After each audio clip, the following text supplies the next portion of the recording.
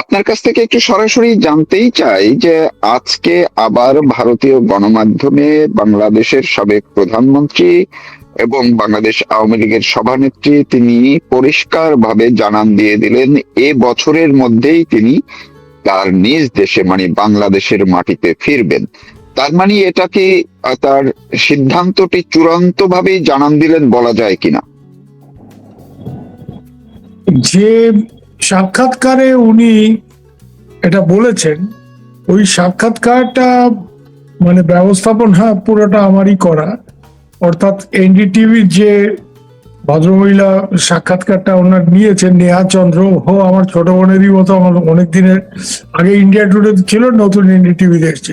তো আমাকে বলে যে দাদা থোড়া ইন্তজাম কর দিজিয়ে। তো যাই হোক, পুরো ব্যাপারটা যারা এইসব ব্যবস্থাপনার সাথে যুক্ত, শেখ হাসিনা, এখানে দুটো তিনটে জিনিস আমি আপনাকে করবো, কারণ কোয়েশ্চেন গুলি আপনি যদি দেখে থাকেন খুব শার্প কোয়েশ্চেন ছিল এবং ডেফিনেট। সেখানে উনি তো বলেইছেন যে আমি ফিরবো, আমার জনগণের উপর আস্থা আছে, আমার দলের উপর আস্থা আছে। Awami League is not a political party, Awami League is a force, মানে আওয়ামী লীগ একটা ব্যাপার, সব ঠিক আছে। তারপরে দেখবেন নেহা একটা প্রশ্ন করেছে তাকে শেষের দিকে, যে কিছু লোক বলছে যে তোমার সাথে বর্তমান বাংলাদেশ সরকারের যোগাযোগ হয়েছে, কথাবার্তা হয়েছে এবং আলাপ আলোচনা চলছে, তাদেরও কিছু শর্ত আছে, তোমারও বক্তব্য আছে। তো এই ধরনের কিছু ফলশ্রুতি কি আপনার এই দেশে ফেরার ব্যাপারটা সুনিশ্চিত হয়েছে? তো উনি বলেছেন না, আমি কারোর সাথে কোনো এই ধরনের রফা করে, এক কথায় রফা করে আমি দেশে ফিরছি না। আমি দেশে ফিরছি, আমার জনগণের উপর পূর্ণ আস্থা আছে, আমার দলীয় সমর্থক এবং দলের উপর, দলের সংগঠনের উপর চূড়ান্ত আস্থা আছে। উনি এই কোনো রফা মানে ব্যাকডোর কোন রকম কথাবার্তা, কোনো অন্য দূত টুত মারফত, এই ব্যাপারটা পুরোপুরি উনি খারিজ করে দিয়েছে। ইন্টারেস্টিং। তো তাহলে বলতে হবে যে উনি দেশে ফেরার কথা যদি উনি সিদ্ধান্ত নিয়েই ফেলে থাকেন, এবং এই ব্যাপারে ওনাকে যারা ভারতে রেখেছে 2 বছর ধরে, ভারত সরকার, ভারত সরকারের মানে কর্তা ব্যক্তিরা, তাদের কিন্তু তাদের কিছু লোকজন, যেমন অজিত ডোভাল, আমি খুব ভালো করে চিনি, আমি ওনার সাথে কিছুদিন আগেও মানে ওনার লোকজন যেটা বলেছে যে बहन जी जब तक सुरक्षित नहीं तब तक हम लोग उनको वापस नहीं भेजना चाहते। মানে যতক্ষণ ওরা শেখ হাসিনাকে বহিনজি বলে সবাই, তো বলে যে ওনাকে উনি যতক্ষণ ওনার নিরাপত্তার ব্যাপারটা সুনিশ্চিত না হচ্ছে, আমরা ওনাকে ফেরত পাঠাতে চাই না। এবং জয়শঙ্কর আপনি দেখেছেন বলেই দিয়েছিল, she will stay here as long as she wants to। এখন তার মানে ফেরত যাওয়ার সিদ্ধান্তটা একান্তভাবেই শেখ হাসিনার, কারণ যে কোনো কারণেই হোক ভারতের নিরাপত্তা সাথে জড়িত যেসব এজেন্সিরা, তাদের অনেক কর্তা ব্যক্তিরাই আমায় বলছেন তাদের একটা তীব্র সন্দেহ আছে যে শেখ হাসিনাকে সুযোগ পেলে পাকিস্তানের আইএসআই ওনাকে খুন করবে, ওরকম একটা পরিকল্পনা ওদের আছে। এটা পাকিস্তানের দীর্ঘদিনের একটা ব্যাপার, বঙ্গবন্ধু পরিবারের উপর আক্রোশের থেকে যে 75-এ যে কাজটা আনফিনিশড সেটা করতে হবে ইত্যাদি।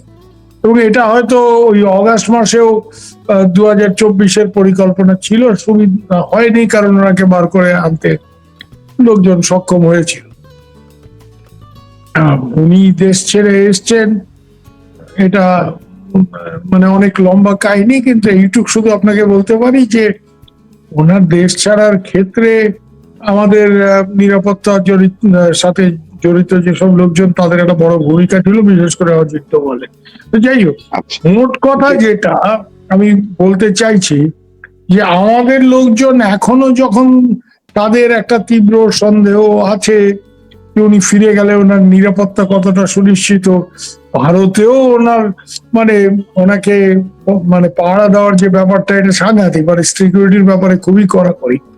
এমনকি যে কুক ওনার আছে তারও মানে মানে পুরো সিকিউরিটি ভেটিং করে তারপরে তাকে মানে অনেক ব্যাপার ট্যাপার, কারণ কুক তো একটা সেন্সিটিভ ব্যাপার না। আপনাকে আমি যদি কিছু একটা করে ফেলতে চাই, তো সহজতম পথ হচ্ছে আপনার কুককে একটু ফিট করে আপনার জি খাবারে, আপনার খাবারে কি পানিতে একটু আমি বিষ টিষ দিয়ে দিলাম।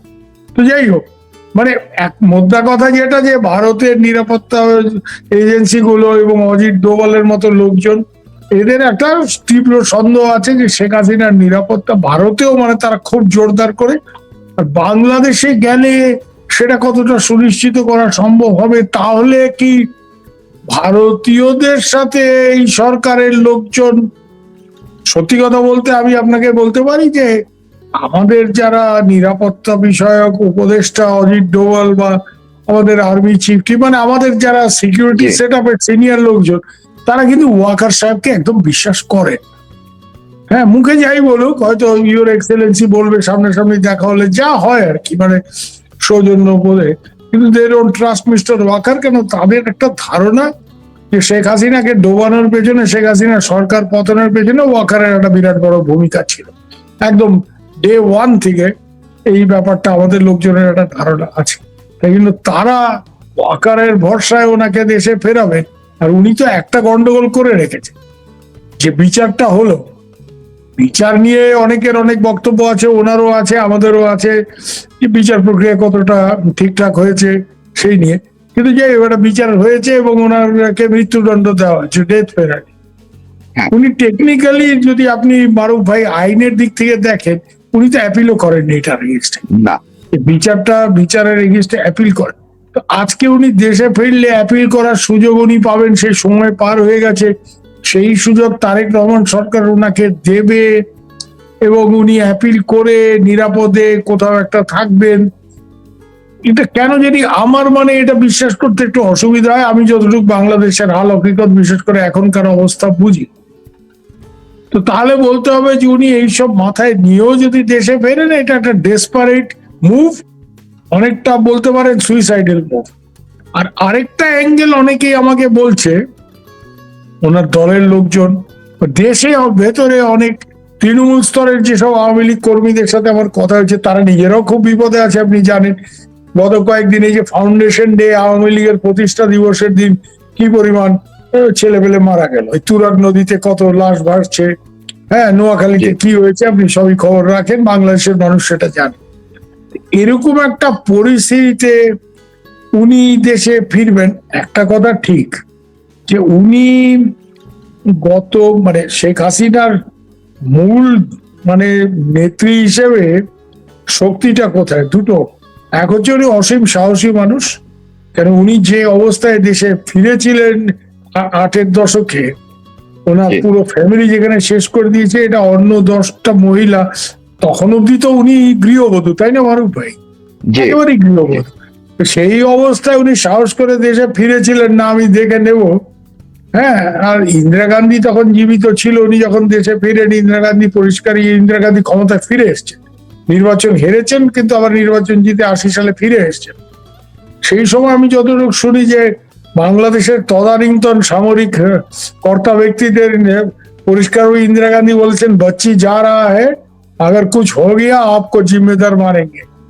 ইন্দিরা গান্ধীর যাই হোক, আচ্ছা একটা ব্যাপার তো ছিল যে ইন্দিরা গান্ধী যদি এই হুমকি দিয়ে থাকে যে মেয়েকে ফেরত পাঠাচ্ছি, কারণ ওনাকে বাচ্চি বলতো, তো মেয়েকে ফেরত পাঠাচ্ছি, কিছু যদি ওর হয় তোমাদের, মানে আমি বুঝে নেবো এক কথায়। মানে খবর আছে হ্যাঁ একটা খবর আছে, মানে বা আমরা যেটা কুমিল্লার ভাষা বলি ভেজাল আছে মিয়া, বুঝছো তো। হুম, এখন এর পরিপ্রেক্ষিতে তারপরে উনি দীর্ঘদিন মাঠে চষে সারা বাংলাদেশ রাজনীতি করেছে।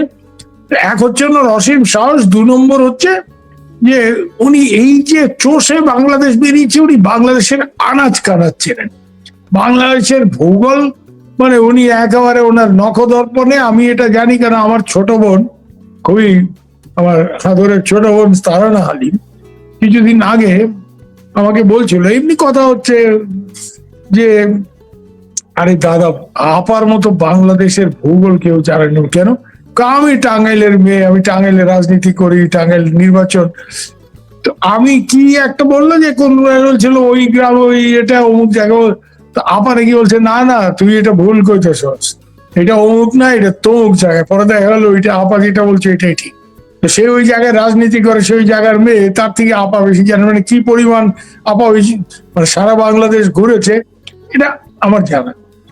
এই জনসংযোগটা ওনার খানিকটা বেশ কিছুদিন সরকারে থাকার ফলে এবং ওনার আশেপাশে কিছু অত্যন্ত বদমাইশ লোকজন জায়গা করে নিয়েছিল, যারা ওনার পতনের পেছনে যাদের একটা ভূমিকা আছে বলে আমি মনে করি, এই দরবেশ টরবেশ এই ধরনের লোকজন।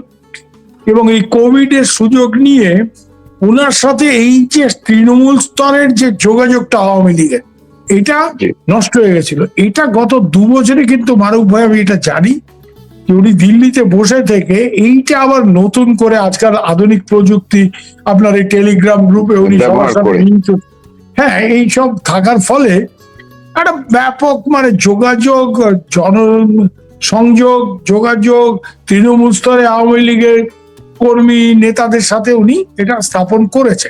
এখানে যারা আছে, ভারতে আছে কি অন্য জায়গায়, তাদের সাথে তো যোগাযোগ আছে, কিন্তু মোস্ট ইম্পর্টেন্টলি যারা গ্রাসরুট লেভেলের কাডার, এদের সাথে ওনার যোগাযোগ হয়েছে, যারা এখনো আওয়ামী লীগ বলতে মানে যান প্রাণ দিয়ে লড়াইয়ের জন্য প্রস্তুত। এবং অনেকে প্রচন্ড ক্ষতিগ্রস্ত হচ্ছে, জেলে গেছে। আমি তো জানি আমার আরেক ছোট বোন আছে আওয়ামী লীগের, ও মহিলা লীগের কুমিল্লার, দক্ষিণ কুমিল্লা, জেল টেল খেটে 5-6 মাস জেল খেটে সম্প্রতি জেল থেকে বেরিয়েছে, মুখে ঘা হয়ে গেছে, অনেক সমস্যা। এদের মধ্যে একটা ব্যাপার আছে, শেখ হাসিনা আসলে আমাকে কেউ আটকাইতে পারবো না, তাইলে বুঝছে নেবো যে সরকারে থাক যাই থাক। মানে মানে আজও এরকম আমি জানি নাটোরের কিছু লোকজন কথা হচ্ছিল, তো বলছে যে আরে গাড়ি ঘোড়া বন্ধ করে দিব সরকার, তারপরে আমরা হাইটে ঢাকায় যাবো। সিরাগুড় এখন থেকে রেখে দিতেছে, ওই সিরাগুড় বগলে লয়ে ওই সিরাগুড় খাইতে খাইতে হাইটটা যাবো। মানে বাঙালি তো বুঝতে পারেন, বিশেষ করে পূর্ব বাংলার মানুষ, হ্যাঁ আমি নিজেও ওই মূলের লোক, এই আবেগ একবার উঠলে একবার শাল আর বুঝছে নেবো, তাই এটা কোন জায়গায় গিয়ে ঠেকবে, হয় আমি আছি নাহলে তুমি আছো। মানে এইটা করে তো দেশটা স্বাধীন হয়ে গেল। টিক্কা খান বলছিল আরে বাঙালি লোক ডরপোক হ্যাঁ, 2-3 লাখ মার তো ঠান্ডা হয়ে যায়, আর 30 লাখ মারছে কিন্তু দেশটাও গেছে তাদের হাত থেকে। বাঙালি তো এই জায়গায় চলে যেতে পারে, ঠিক আছে ভারতের সেনাবাহিনী পরে ঢুকছে, কিন্তু সেটা তো ডিসেম্বর মাসে, তার আগে তো 8 মাস বাঙালি ছেলেরা রক্ত দিছে, এবং কম তো না, প্রচুর। যে পরিমাণ লোক মারা গেছে এই 8 মাসে, সারা ভারতবর্ষের স্বাধীনতা ইতিহাসে এত লোক তো মারা যায় নাই, কাছাকাছিও না, আমি এটা মানে জোর গলায় বলতে পারি।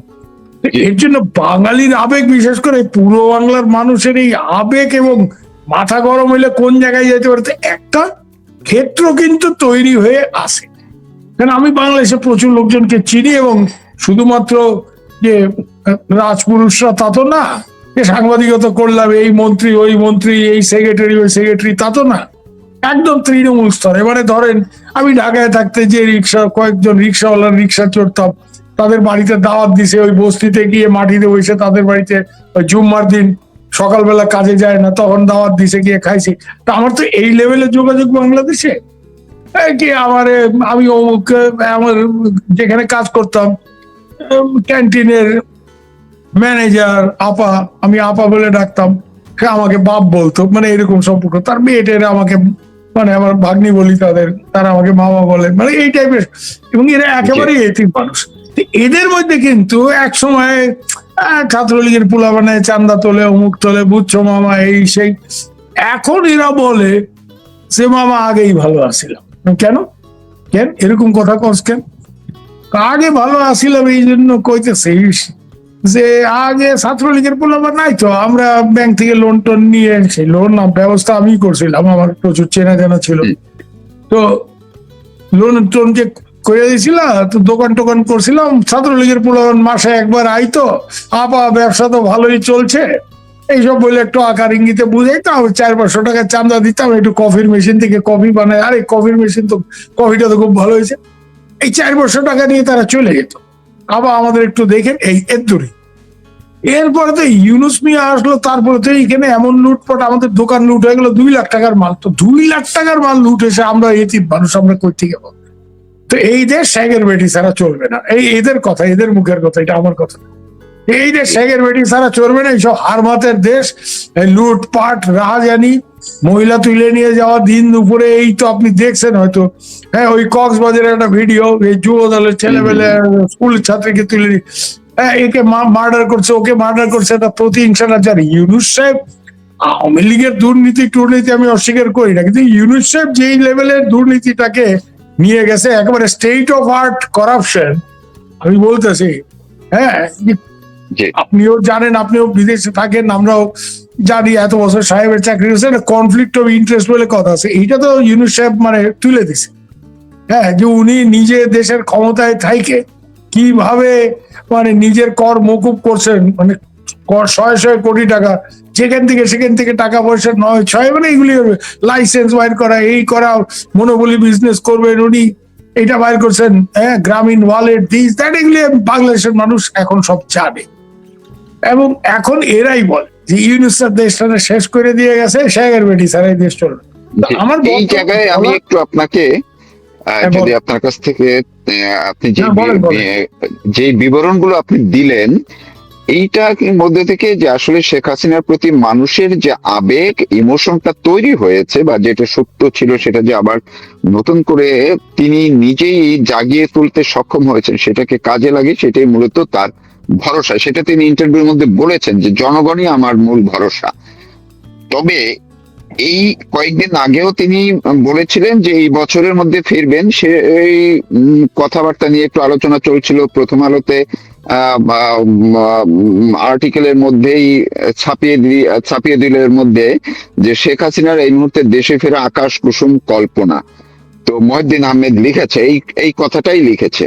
তো আজকে যখন শেখ হাসিনা আবার কনফার্ম করলেন যে যা হয় হবে, এই বছরের মধ্যেই ফিরছি, তার মানে এইটার সঙ্গে নিরাপত্তার ইস্যুগুলো সেটি হয়তো ভারত দেখবে বা কিছু একটা, বা ভারতের সঙ্গে বাংলাদেশ সরকারের নিশ্চয়ই কিছু একটা, তার মানে কিন্তু ওনার মানসিক জায়গা থেকে উনি চূড়ান্ত করে ফেললেন যে এই বছরেই ফিরবে, এমনটাই কিনা?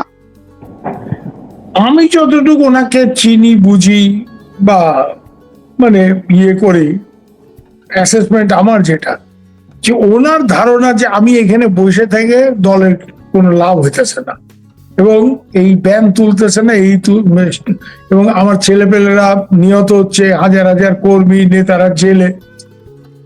এই গণেশ যদি উল্টাইতে হয়, পাশা যদি ঘুরাইতে হয়, খেলাটা যদি ঘুরাইতে হয়, তাহলে ব্যাপক আন্দোলন। এখন এটা তো মারুফ ভাই আপনিও জানেন, আমরাও জানি, কে একজন বাংলাদেশের গবেষণা কোন এক সাহেবের লেখা, আমার নামটা এই মুহূর্তে মনে পড়ছে না, ডেভিড লুইস না কে, Awami League is the most dangerous party when it hits the streets. হ্যাঁ, দক্ষিণ এশিয়ার এটা ঐতিহাসিক ভাবেই সত্য, এটা বলাই। এখন এই জায়গাতে আওয়ামী লীগ, শেখ হাসিনা হয়তো ভাবতেছে যে যা হয় হবে, আল্লাহ ভরসা যেটা বলে বাংলাদেশের মানুষ, যা হয় আমি নামুম, তারপরে আমি বাঁচে থাকি মরি, যা হয় একটা শেষ লড়াই আমি দেখতে চাই। ওনার বোধহয় এরকম একটা, এবং উনি এই যত কথা বলেন না, ব্যাপক 64টা জেলায়, জেলা স্তরের নেতা, এমনকি ইউনিয়ন পরিষদ স্তরের নেতাদের সাথে উনি 2 বছরে এই টেলিগ্রাম গ্রুপ, অমুক গ্রুপ, হোয়াটসঅ্যাপ গ্রুপ, এত ডিটেইলে উনি জনসংযোগটা করছেন, যেটা উনি প্রধানমন্ত্রী থাকা অবস্থায় ওনার আশেপাশে এই ককাস তৈরি হয়েছিল, এবং এরাই তো ওনাকে বিট্রে করছে, এই দরবেশ, আনিসুল হক, এই যে আরো কিছু ওনার 2-1 মন্ত্রী, দরবেশ গম, এরা আমেরিকার হয়ে কাজ করছে, এরা খালি ওনাকে বলছে তুই এই করো, আর্মি তো আছে, ছাত্রলীগ যুবলীগ নামানোর দরকার, এগুলো আমি ডিটেলস জানি। আমি কিছুদিন আগে আমার বাসায় এখানে অনেক সিনিয়র লিডাররা আসেন মাঝে মাঝে, এরাও এটা বলে। তখন সামনে কিছু বলে নেই, যেহেতু শেখ হাসিনার সাথে দরবেশ সালমান রহমানের একটা সম্পর্ক, কিন্তু এখন সবাই বলে যে এই হারামজাদা আমাদের ডুবাইছে। দুজনের কথা বলে, one is Salman Rahman, one is Waqar. Salman রহমানের পেটে পেটে বোধহয় নিজেই যে তুমি রিজাইন করো, আমরা একটা ইন্টারিম সেট আপ করি, হ্যাঁ তোমার রেজিগনেশন চাইতেছে আওয়ামী লীগ, উনি প্রধানমন্ত্রী হতে, তো আকাশ কুসুম সব তো। আর এই আওয়ামী লীগ, এই যে ফোড়ে ব্যবসায়ীদের সামনে নিয়ে আসা, নমিনেশন টাকা দিয়ে কিনে, এইগুলি তো আওয়ামী লীগে কোনোদিন ছিল না। আওয়ামী লীগের লিডারশিপটা ভাই কি, আপনিও জানেন আমিও জানি, ইট ওয়াজ এসেনশিয়ালি মিডল ক্লাস লিডারশিপ। ওই পারে যেমন আওয়ামী লীগ, এখানে সিপিএম ওয়েস্ট বেঙ্গলে যে টিচার, প্রফেসর, ডাক্তার, লয়ার, যাদের বিরাট টাকা নাই ব্যবসায়ীদের মতো, কিন্তু যাদের মানুষ রেসপেক্ট করে, মুরব্বী বলে মনে করে, মূলত মধ্যবিত্ত নেতৃত্ব, এইটা তো এই দরবেশরা এসে শেষ করে এই টাকা পয়সা নিয়ে নমিনেশন বাণিজ্য করে এত টাকা দাও তোমার টিকিট দিলাম, এইসব তো করছে আর আজে বাজে লোক সব। তো এই জায়গাতে আওয়ামী লীগের গত 2 বছরের লড়াইয়ের মধ্যে দিয়ে একটা শুদ্ধিকরণ হয়েছে। এই যারা এইসব 2 নম্বরই লোক, এই ব্যবসায়ী টাইপের লোক ছিল, ওই টাকা পয়সা দিয়ে নমিনেশন কিনছে, এরা যখন ভেজাল দেখছে এরা কিন্তু দেশ ছেড়ে হাওয়া, বা এরা একটা রফা টফা করে কোনো মতে জামাত বিএনপির সাথে। আজকে যারা ফাইট করে নিজেদের আওয়ামী লীগের নেতৃত্বে তৃণমূল স্তরে প্রতিষ্ঠা করছে, এরা কিন্তু একেবারেই মানে মন প্রাণে আওয়ামী লীগ, এবং এরা অনেকে মারা গেছে, অনেকে জেলে গেছে। হ্যাঁ, কিছু কিছু লোক খুব বিপদে পড়ে হয়তো এই পারে আসছে, কিন্তু তারাও কিন্তু এইখানে আসার পর থেকে আমি লক্ষ্য করতেছি প্রস্তুতিটাই হচ্ছে দেশে ফেরা। এরা সবাই ওই শেখ হাসিনা মুখাপেক্ষী, কারণ এইখানে একটা ব্যাপার হয়ে গেছে, নেত্রী ফিরলে আমরা জান লড়াই দেবো, বর্ডার টর্ডার মানি না, তখন ঢুকে যাবো। মানে এইটা আমি একটু আমার আগ্রহের জায়গা থেকে একটু ইন্টারেস্টিং মনে হয়েছে যে আপনি কি ওই শেখ হাসিনা ছাড়া অন্য যারা নেতারা কলকাতা বা ইন্ডিয়া আছেন তাদের মধ্যে কি সেই মনোবলটা দেখতে পাচ্ছেন যে নেত্রীর সঙ্গে সঙ্গে তারা ফেরার জন্য মানসিকভাবে প্রস্তুত আছে তারা? আমি 2জন নেতার কথা আমি বলতে পারি, 2জন না 3জনের কথা আমি বলতে পারি, যাদের সাথে আমি বিলেটেডলি মানে আমার দেখা সাক্ষাৎ, কি আমার খুব কাছের মানুষ, তাদের সাথে কথা বলে এসে আমাকে জানাইছে। হ্যাঁ, একজন হচ্ছে স্বরাষ্ট্রমন্ত্রী ছিলেন কামাল সাহেব, আসাদুজ্জামান খানকা। উনি ডিটারমিন টু গো ব্যাক, কেন ওনার ছেলে জেলে আছে, উনি ডিটারমিন টু গো ব্যাক, এবং উনি এই কথাটা বলেন যে আমরা ফিরতে হবে এবং প্রতিশোধ নিতে হবে, মানে এরকম একটা কথা। জাহাঙ্গীর কবির নানক আমার বহুদিনেরই পরিচিত লোক, সম্প্রতি আমার বাসায় আসছিলেন, ডিটারমিন যে নেত্রী যেদিন বলবে সদল বলে বর্ডার টর্ডার মানি না, ঢুকে যাও। হ্যাঁ, বাহাউদ্দিন নাসিম উনিও পার্টির একজন সামনের সারির নেতা, আমার সাথে ভালোই সম্পর্ক, দেখা সাক্ষাৎ হয়।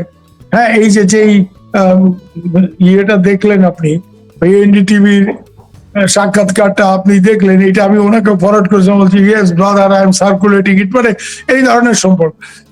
এদের তো একটা ব্যাপার আছে, মানে নেত্রী যেদিন বলবে আমরা ঢুকে যাবো এদের মধ্যে। আর তৃণমূল স্তরের যারা এখানে আসে, ধরেন ছাত্রলীগ যুবলীগের লিডার, কি আপনার ধরেন ডিস্ট্রিক্টের প্রেসিডেন্ট সেক্রেটারি, যারা এখানে আসে দেশে সংগঠনের সাথে যোগাযোগ আছে, এরা তো প্রস্তুত, মানে এদের তো এরকম মানসিকতা, মানে পারলে আরো কিছু নিয়ে টিয়ে ঢুকবে আর কি, বুঝতে পারছেন তো?